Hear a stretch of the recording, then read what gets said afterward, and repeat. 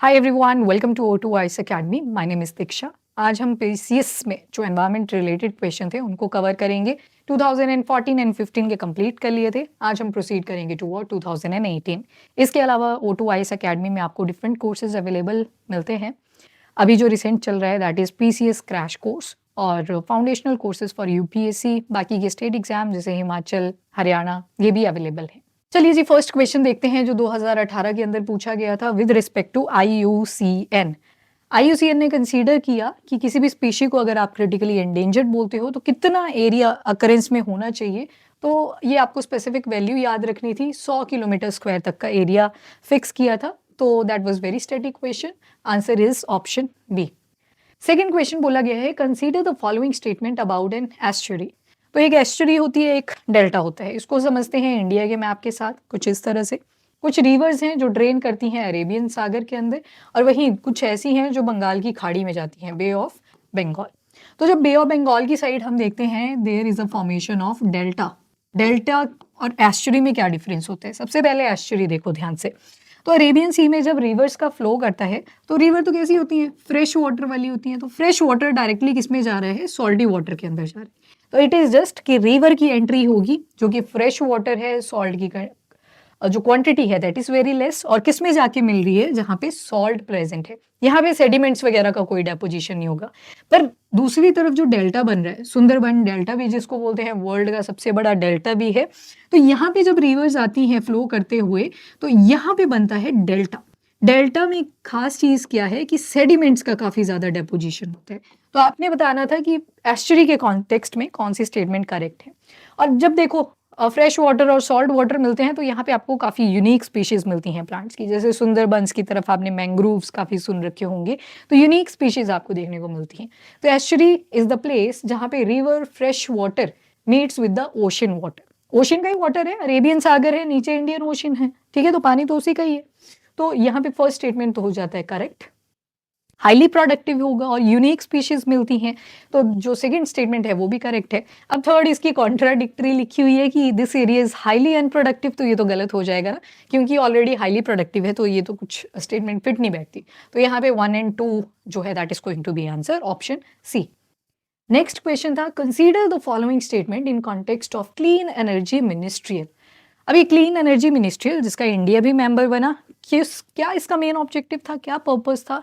Just because pollution बहुत ज़्यादा हो रहा है, कार्बन एमिशन बहुत ज़्यादा देखने को मिलता है। गैसेस जैसे कि कार्बन डाइऑक्साइड, जैसे मीथेन।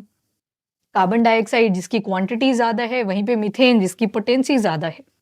कार्बन डाइऑक्साइड जो ज़्यादा टाइम के लिए रहेगा, मीथेन जो कि कम टाइम के लिए रहेगा। पर हार्मफुल ज़्यादा कौन रहेगा? मीथेन रहेगा if compare to the carbon dioxide. पर जस्ट बिकॉज कार्बन डाइऑक्साइड का टाइम पीरियड लंबा है तो ज़्यादा इम्पैक्ट ये कॉज करता है। तो ये सारी रीजंस आपने बताने हैं कि with respect to clean energy ministerial कौन सा करेक्ट है। तो इसमें मेन फोकस करा गया कि हमें ऐसी कटिंग एज टेक्नोलॉजीज लेके आनी है जिनके थ्रू हम क्लीन एनर्जी डेवलप कर सकें। जैसे अगर मैं एग्जांपल लूँ कोल गैसिफिकेशन का, तो जब हम कोल को डायरेक्टली यूज़ करते हैं for the manufacturing of energy तो उसमें एक प्रॉब्लम रहती है। क्या प्रॉब्लम? कि एमिशंस भी बहुत ज़्यादा होते हैं। पर वहीं पर अगर मैं कोल को कन्वर्ट कर दूँ पहले सिन गैस में, फिर सिन गैस को as a energy source use करा जाए तो वो ज़्यादा बेनिफिशियल रहता है।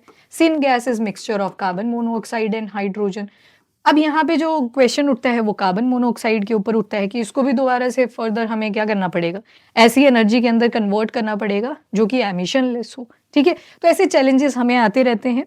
तो एनीवेज देखते हैं कि एक स्टेटमेंट दे रखी थी, it is a global forum to promote policies and programme that advance clean energy technology and to encourage the transition to a global clean energy economy. तो जैसे मैंने बताया यहाँ पे मेन फोकस एनर्जी के ही ऊपर रहेगा कि रिन्यूएबल सोर्स ऑफ एनर्जी ज़्यादा यूज़ करें। तो फर्स्ट तो यहाँ पे हो जाएगा बिल्कुल करेक्ट।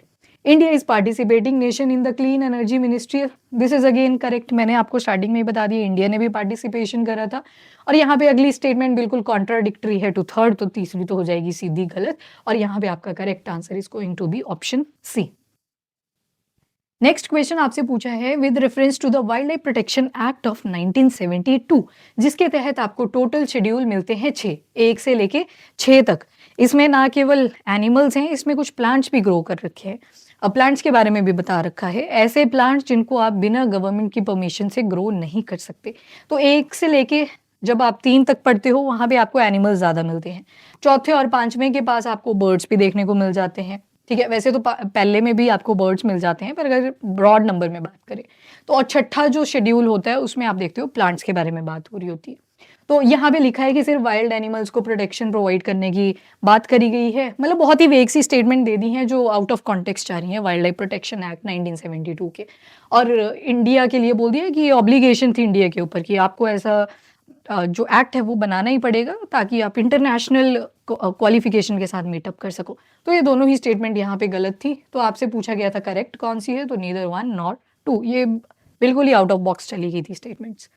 नेक्स्ट क्वेश्चन है, India has given its approval to the raptor memorandum of understanding, which of the following statement is are true regarding raptor memorandum of understanding.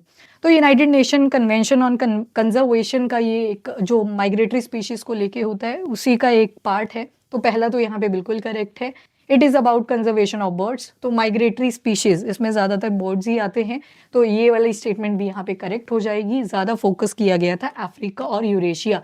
Eurasia का मतलब है ये यूरोपियन प्लेट और साथ में एशियन प्लेट, ठीक है? यूरेशिया दोनों इंक्लूडेड थे इसमें।